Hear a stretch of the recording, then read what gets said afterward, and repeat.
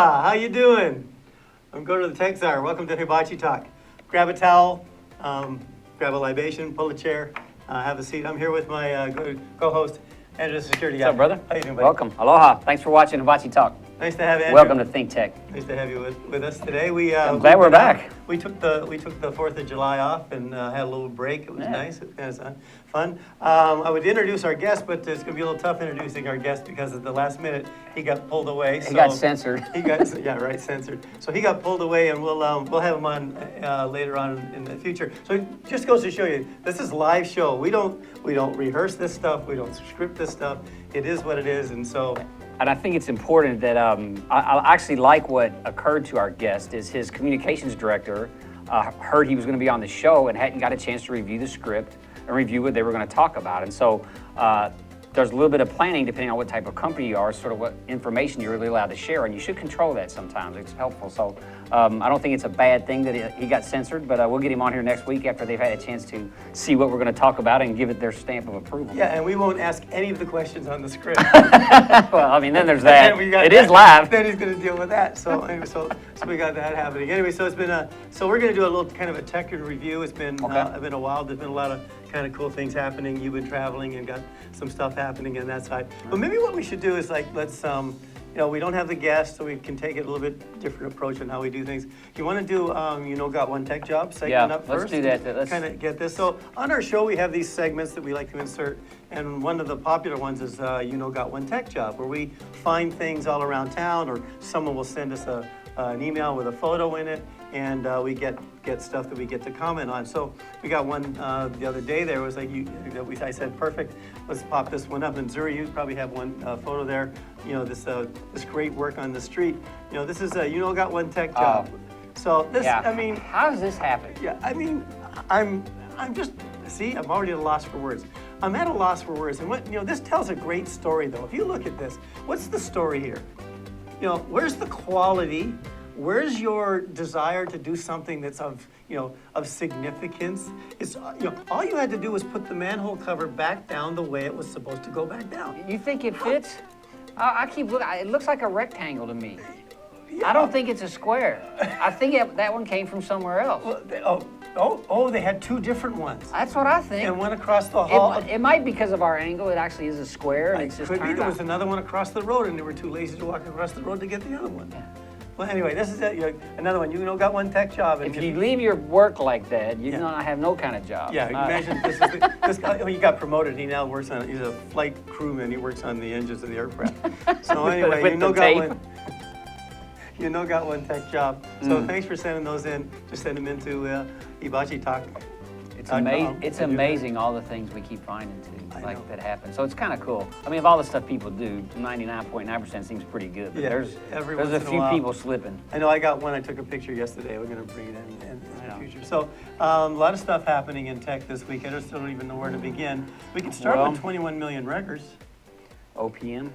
Yeah. So OPM. OMP, OPM, what is it? The Office of Personnel Management. So the federal government announced yesterday that another 21.7 million records were hacked.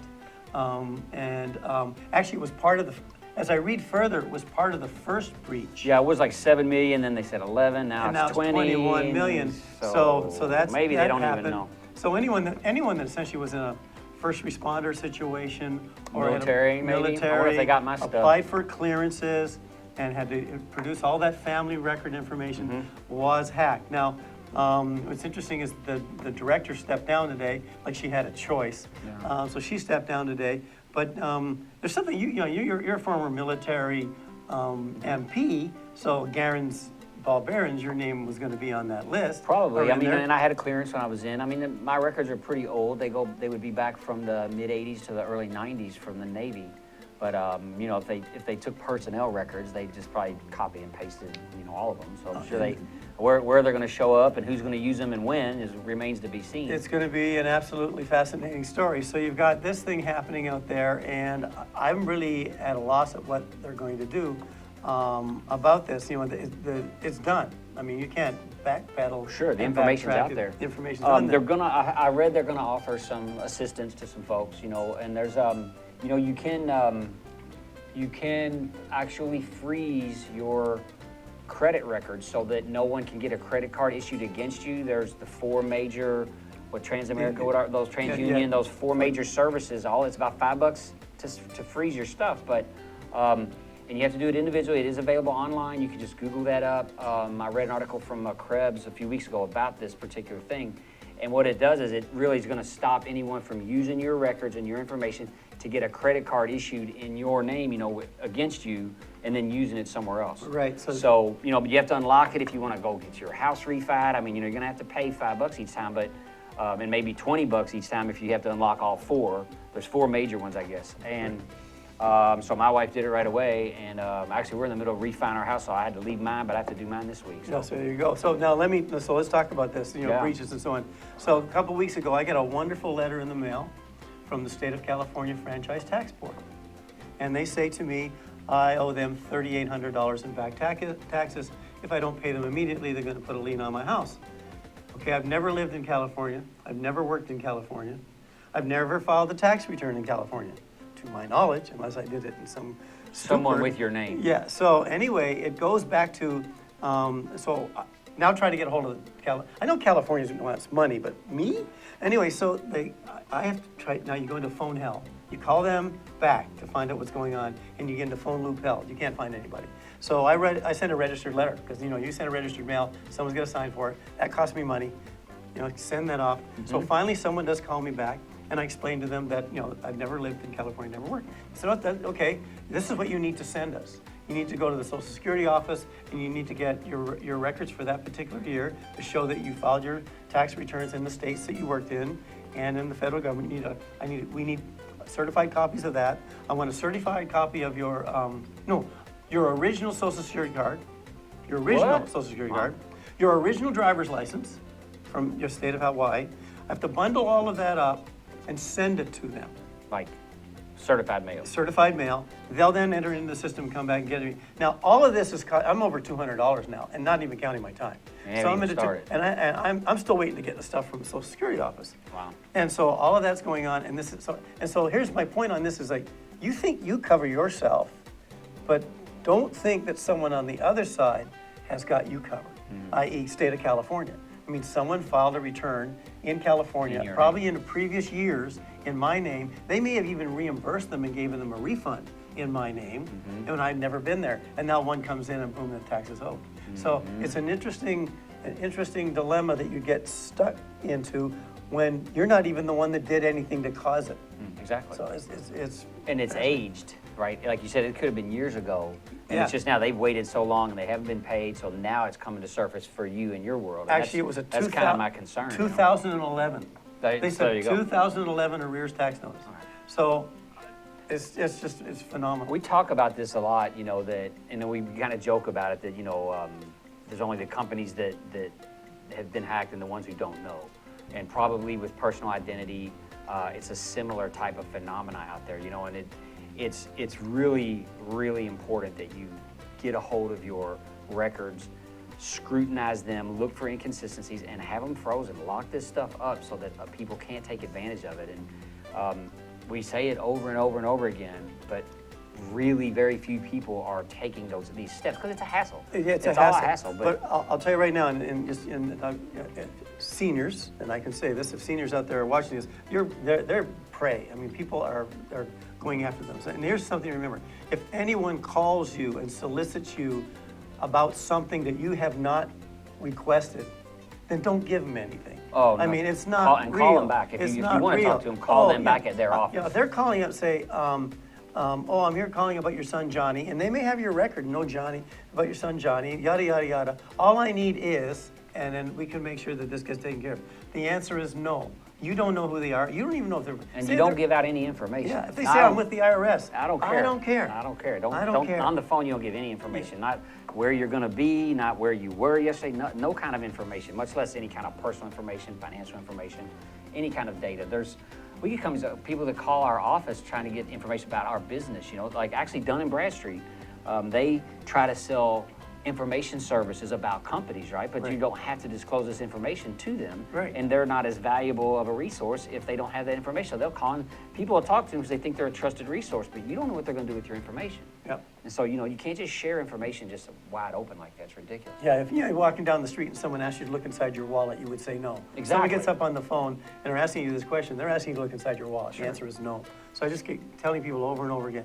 And it's unfortunate. I know some people that have gotten caught up in some of these scams. Remember the Liberian one or whatever, the Nigerian eater scam, where they would call, say the king of Nigeria needs to transfer some money into your account. Nice. Give us your account number and we'll put $1 million in your Right. account and we'll move that around. I mean, that was going on for years, and you can still you can do Nigerian eater scam online, and that's still going on And to people, this day. people like respond to And it. people respond to it and still do it. So I don't know how much information we can put out there, but it just keeps going and going.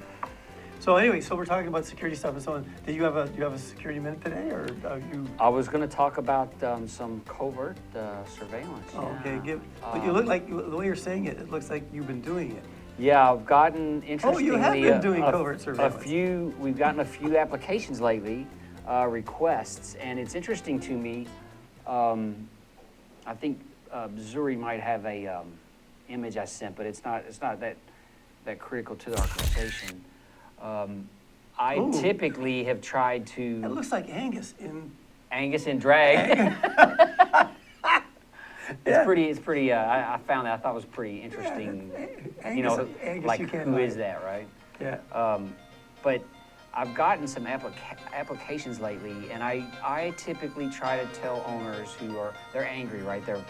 They're having loss, internal loss, right? And they have an idea of who's doing it, and they really get angry, and they want to catch this person. And I'm very good at catching these people, but it has a cost. Whereas what I try to advise is if you just put the surveillance in overtly, the losses will stop. Right. It's right there, you know. Even in the catching of this person doing this, you're going to suffer actually another loss that may not be recoverable. Also, you can go get lawyers to prosecute them. It's expensive, and it's interesting too. And that's what I wanted to talk about. Was it use security to prevent the problem you're having? If you absolutely have to expose someone, which I love that people will take that time, because that employee will be charged and they won't go to just some other company after because they got Right, fired and steal right. from them. You know, these child pornography and child abusers and these types of people have public records now. You know them. These records follow them around so that they can't continue that type of behavior. But if you steal from an employer and they just fire you, you just go to the next employer and you probably steal from them, and you probably go get hired by weak people with weak processes because you're a thief and you're looking how to take advantage of inside of these organizations for things that are valuable enough to make it worth getting caught. Yeah. And I wish business owners the best. And if you got to catch somebody, catch them. But if not, let us But just you put in come the in surveillance and you and can let's just help. stop the problem.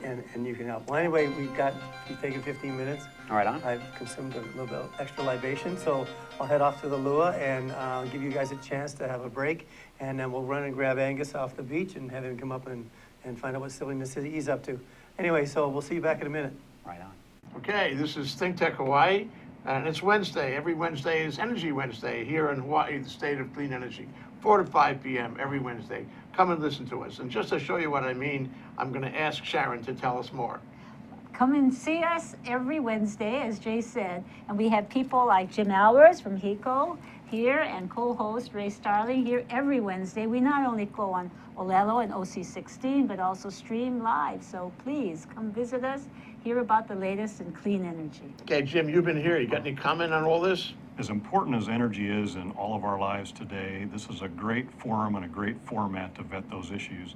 So I encourage everybody to listen in and participate. Okay, Ray, what do you think for a close?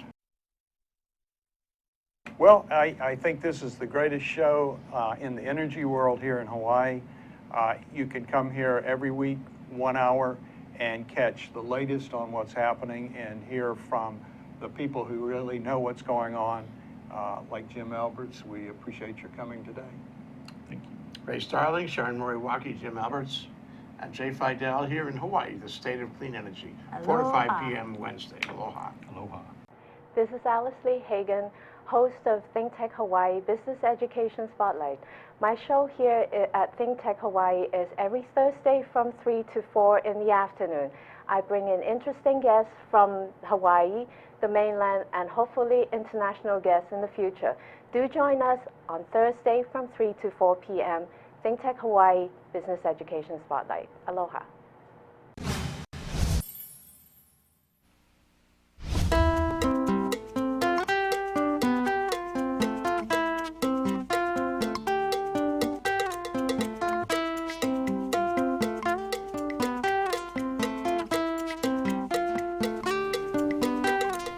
Hey, aloha. Welcome back to Hibachi Talk.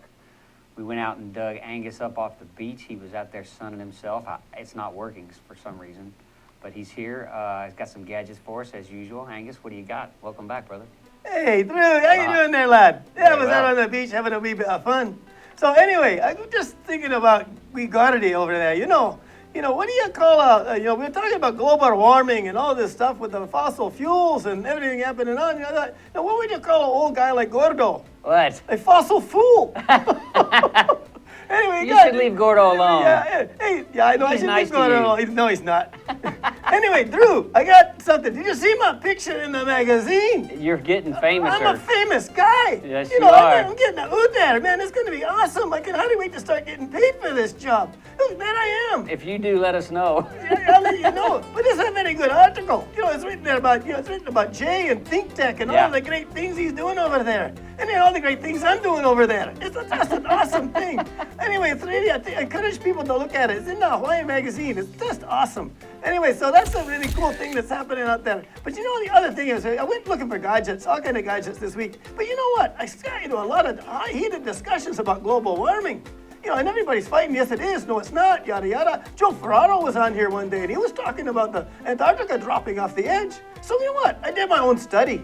I went out and did my own study. I said, Wow, I need you've been busy. scientific proof that there is global warming. And guess what? I found out there is scientific proof that global warming exists. And I have it in one wee photo. And sooner you can put that up there. I will show to everybody around the world that global warming really is starting to happen out there. I found it on the beach. There it is. It was on the beach. So you go back to the early times. Yeah, we go back there. Positive proof. This is 1895. There we are, 18th century. There was a swimsuit. Now we come all the way back to where we are today. There it is. Global warming does exist. Proof in the pudding. That's it. So, what can I say? I like your studies, I Angus. fall asleep every time I go into dreamland every time I look at those swimsuits. Was that yours on the far right there? Yeah, lad, that was it. I look really good in that one. Scared all the lassies away.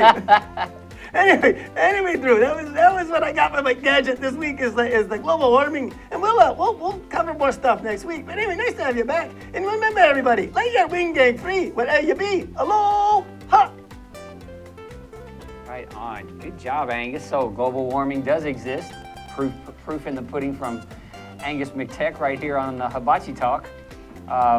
And Gordo's back with a few new surprises for us. What do you got, my friend? How you doing, That was man? pretty interesting. Yeah, interesting. I don't trust Angus to come up with that scientific That study. comparison. He was a statistics major in school, I can tell. That's why Yeah. he went. That's where he found that photo. It resonated with him. Yeah, I don't know if those are dependent or independent variables, but something in there that he had to do in his statistic thing. So we were talking about security today and all the different things that have been happening over the course of the week. We talked about the 20 million records that have been added to the 4 million that were already hacked and so on. But then the beginning of the week was interesting. When the New York Stock Exchange. Major computer glitch, right? Sure. So New York Stock Exchange has a major computer glitch, and I'm getting ready to get on an airplane at the time, and I said, that's kind of interesting. And then immediately, right adjacent to that is United Airlines has a major computer glitch, right. and I'm about ready to get on an airplane, and this is interesting. And so, boom, boom, these two happen, and I fly off and so on. And then there was a third computer glitch that same day. Now At the Wall Street Journal. At the Wall Street Journal. So now you get the Wall Street Journal. I'll give you a fourth. And I don't know whether it was a computer glitch or just coincidental, but when I was on Kauai, all of the kiosks for Hawaiian Airlines were all down. Every one of them was out of order. So I'm, you know, Is that what grounded United, or was it?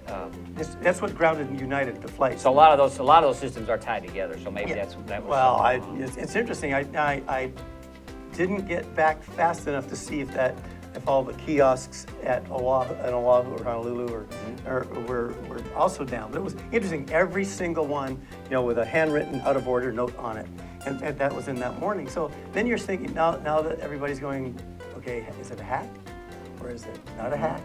You know, so I'm sitting there going, well, let's assume it's not a hack. Because I think, oh, it's a dry run, someone's trying something. But assume it's not a hack. Regardless, just think of how susceptible we are when something as quote unquote simple as that happens across four different entities. So I want to get your read on it. What do you think? Now this is not scientific, this is just two blokes sitting here talking about what we, being in the industry, think about the coincidence, in my mind, of 4 IT outages on the same day, within the same period of time. I follow a lot of these blogs, right? The paranoid guys. And interestingly, one of the senior white hats noted... White hat, not White House. White hats noted that the day before that, there was a post from a hacker talking about, I wonder how the New York Stock Exchange will deal with it tomorrow. Really? Yeah. So that made me think that, you know, and the idea is that, wow, somebody knows there's something going to happen, whether it was a test or whether it was an attempt of some type, I don't know. Right. And it didn't go beyond it, but there was someone the day before talking about tomorrow the New York Stock Exchange is going to have to deal with something. Well, hopefully they can. That's interesting. They can do some backtracking, which they can do to find out who this was. And that's what did they know about it? And they're they're also a white white hat hacker. hacker. So. But I'm sitting there going, you know, this is kind of a unique day, a unique thing that happens. And then I'm getting into this conversation. So if you were going to bring things down, if you were going to hack things, you know, what would be the things that you would go out and go after? Now, I have my own opinion on some of them. I don't know if I'm going to say them on camera, but you know, everybody's talking about the power grid, right? You take down the power grid, and because it depends on what you're trying to do. You know, if you're just a thief, you know, which actually most of all this stuff's motivated by money. So crime syndicates have enough money to hire people to go steal, hackers to go steal. Right. And so it could be subterfuge. Now, perhaps cutting the power to something makes thieving something in that area without power easier.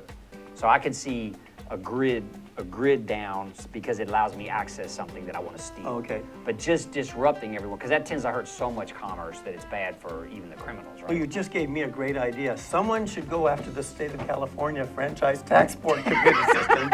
Just to get your and take out your my records cleared. Get my record out of there so it can be nice and clear, and I don't have to deal with this aggravation. It's always been a tactic of you know, attacks to get the victim looking the wrong way. Right. Right. So it's a very sort of same thing we're talking about, and I think it's a tool of hackers also too, which I've read about, to start something that looks like a thing while they're doing something else. So they're running multiple attempts at the same time to people who are really actively defending them. So that begs the question, which you think it's like, okay, they hacked the stock exchange, they hacked Wall Street Journal, they hacked whatever. But you know, when those entities are hacked and there's down, there's money not flowing. Yeah. And what if you've got a trade going or something like this? So I was having a conversation with a banker the other day there, and they were saying, so the question comes is, what if your personal record gets frozen, like you talked about earlier, and you've got your bank accounts are frozen. Now you can't transact. Yeah. You can't use your credit cards. You can't, you know, unless you have cash. And who carries cash? I carry cash. Oh wait, now they're going to come chasing me. Not a lot of cash. Not like a little bit. I'm not really. That's why I'm not publishing where you're at. You know how people say, I'm over here, I'm over there. Don't come after me for really $20, please. So anyway, so you know, who really in this day and age carries cash? Yeah. I mean, you don't. Well, not a lot. You aren't trying. Isn't it illegal to have more than 10,000 on you or something? Well, wouldn't that be nice? Sorry, Mr. Or I Bruce. think maybe you can't take it in the airport. Or something. No, There's Mr. a- Bruce, you're under arrest. Why? You've got $10,000 on you. Yeah, if you, yeah, if- right. and Well, if they- please. I think they're trying to lower it to 5,000, where you or some. Actually, if I ain't got $10,000 in cash on me, you should arrest me because I shouldn't. There's no reason why I should have $10,000 in cash. So Only Angus. Only Angus. Yeah, he's got no pockets.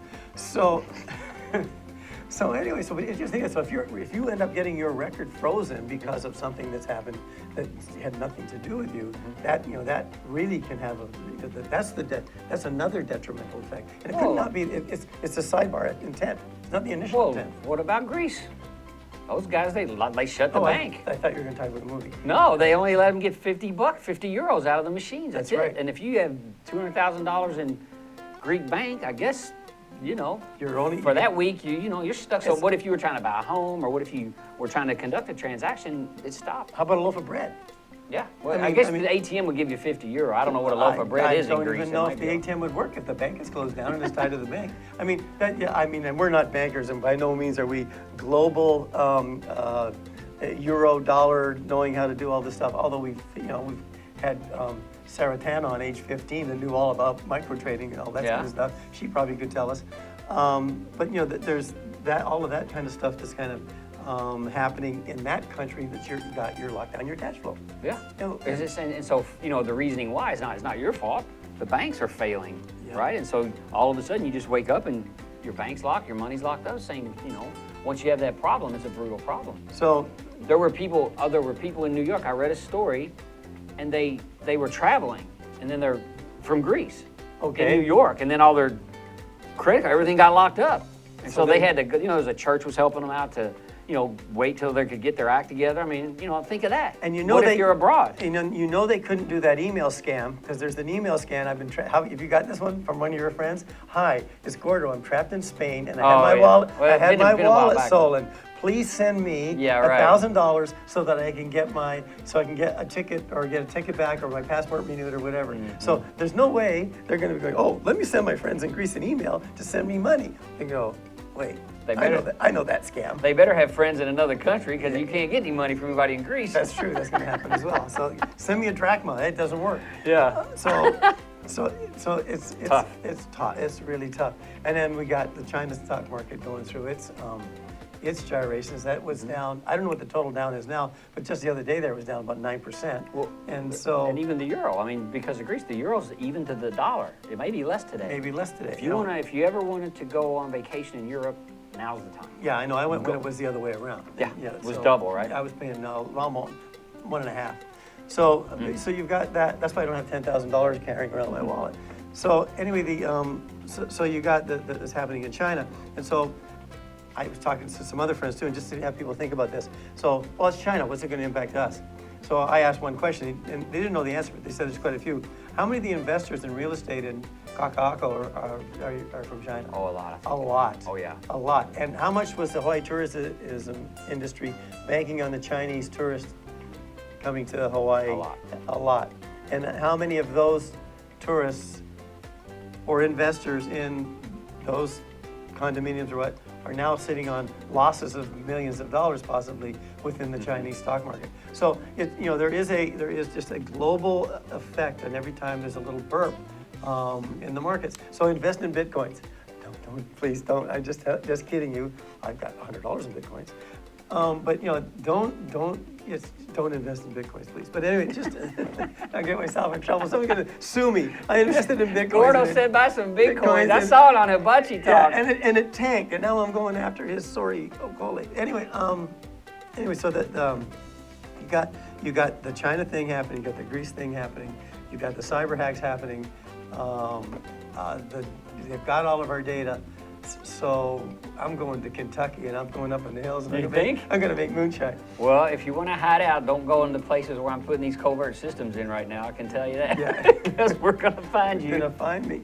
So, I mean, it's an interesting technological world that we're in right now because of all of the things that are happening and the global impacts of that. And it's like I said, it has never been so connected, and it's just getting more and more and more so. So that Right. one bump on one part of the world, Right. and all of a sudden the whole world goes, it's the Yeah. wave effect, but it's global. And we're all mobile, and we're all moving around, and we got iPhones and our Windows phones and all the different things and so on. So, and talking about that, one of the things that I find interesting is I'm having a real hard time keeping all of my mobile devices charged. I don't know about you, but it's like the battery chargers and my adapters and the different things and so on. So I was looking around to see if we could find something that we could possibly be. And this, I saw a piece of technology that's not available yet today that may be coming out. And I think I sent Zuri a picture of it, but it's a very unique and innovative way to charge your mobile devices with wind. Okay. It's with wind. What is this? So it's a device. It's through breathing. Oh, come on. It's got little windmills in this thing, I guess, and you breathe. While you're sleeping. Is this true? And while you're sleeping or whatever, while you're sleeping or running or riding your bicycle like you do, since you're an athlete, you could be charging your mobile device. Tweet Hibachi Talk if you think this is real. Yeah. I gotta find out about this. I'll tell you one thing. What's that called? That doesn't have a name yet. It says like, charge your phone with your breath. Now I'm just thinking, you know how much Scotch Angus drinks? Can you imagine if he was trying to charge his phone would never work. The fans would rust. It would just, he'd take his phone and go like this and everything would just fall apart. Anyway, so that's what we got. So anyway, gonna take another little break, pay some bills here. Thanks for joining us here on ThinkTech and Hibachi Talk, and we'll see you in a minute. Aloha, my name is PJ and I'm the host of Hawaii Sports Update. I am very interested in local sports and that's why I host the Hawaii Sports Update show. I bring in guests from Hawaii, I bring in guests from UH, I bring in guests from the community, I bring in big names, I bring in small names, I bring in all names that are community related and doing positive things, sports related in the community. Come join me every Tuesday at 1 p.m. here on Hawaii Sports Update. You can also join me on my golf tournament, the first annual PJ Sports Radio Show golf tournament. It's going to be held at Coral Creek. For any information, go to ThinkTech Hawaii, INC, and friend us. The PayPal and a summary of the event will be right there available for you. And don't forget to tweet us. A bigger about the role of the board. Aloha, how you doing? Welcome back to Hibachi Talk. I'm Gordo the Tech Czar. I'm here with my co-host Andrew, the security guy. We have the invisible person here as our guest today. Unfortunately, our guest the invisible man. Yeah, the invisible man. A new piece of tech. I like Say that. something. Anyway, Unfortunately, our guest got sidetracked and wasn't able to join us today. But we've been catching up on the things that have been going on around the world. Whether from global warming to the euro to security breaches to cyber attacks and crashes and so on. So I mean, there's just been a ton of things. And batteries, keeping our stuff and charged. keeping our stuff. So we can get information. You know what's interesting? It made me think about this. It's how much information we actually have access to. We wouldn't have known about all of these things going on in other countries, and not the details. You really can get pretty well educated on something in 10 or 15 minutes. Now, you need to check those sources. You can't just read it. Well, if it's on the internet, it's got to be true. But you can find out, like it's amazing how much information is available about a thing or two, And, whether you trust news sources or not and their own agendas, you can at least get enough background to understand if something actually happened. Right. It's not like, remember the ones we were talking about where the guys in Russia were putting on fake news events and stuff like that. So, that's out there, obviously. So you do want to always check your sources. But we have the ability with all these connected devices that we're carrying around all the time to really learn a lot about a lot. Mm-hmm. And it's interesting, I follow a lot of international tweeters, which, you just find information that's just not related to the United States, and it's quite interesting how typically it's tied in somehow if it's popular enough to have gotten into the Twitter sphere somehow. Right. But how is it going to feed back and how is it going to impact us? And I don't know if it's creating more fear. I don't know if it's creating less fear. I don't know if people are just inundated. I feel inundated most of the time, like I can't keep up with all the information that's important to me and my industry and those things, because there's so much of it. I mean, I rarely watch television because it takes me so long to get through. It's not just emails, but just all the other news sources that I have pounding me on technology, things that are happening, or just things around the world. I'm a big Flipboard, advocate. I like that particular application. So there's all of those kinds of things that are happening. But you said an interesting thing. So, PAXA, we have some clients that we're doing some studies on. And so we have some clients that are just terrorized of social media. Yet for them, and they've literally walled off their company from it, or their entity from it. Interesting. But they are cutting themselves off from their world of their client.